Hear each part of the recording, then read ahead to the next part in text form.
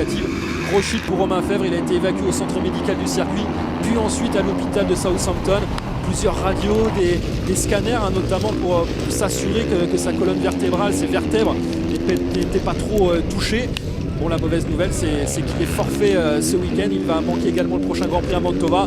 Donc pour le championnat, quand on voit l'écart au classement, 24 points déjà de retard. Plus gros écart de la saison. Là, on peut dire qu'on assiste clairement ce week-end, 11e Grand Prix de la saison, à un tournant dans la catégorie MXGP. Ça va être très compliqué. Ça va être très compliqué pour Romain de revenir. On n'est même pas sûr qu'il revienne après la Lombardie. C'est vrai que du côté du team manager de Yamaha, on disait que Romain devait tout simplement retrouver toutes ses facultés, récupérer vraiment avant de remonter sur la Yamaha.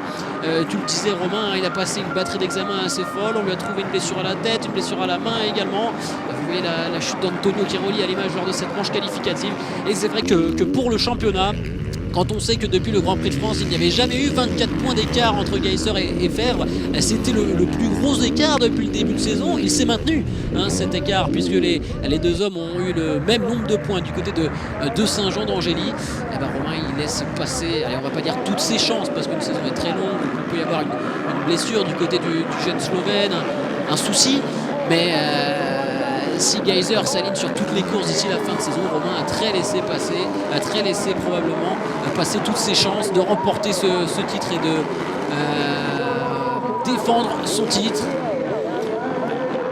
Et donc après la chute de Romain Fèvre lors de la manche qualificative, c'est tout simplement le leader du championnat, son principal adversaire depuis le début de la saison, Tim Geiser, qui s'est imposé. On voit Antonio Chiroli ici aux prises dans le trafic, avec notamment les pilotes Kawasaki, Jordi Tixier, Clément De Salle. On voit ici voilà, la chute de Romain Fèvre, grosse chute. Il est resté longtemps immobilisé, comme vous pouvez le voir sur le bord de la piste.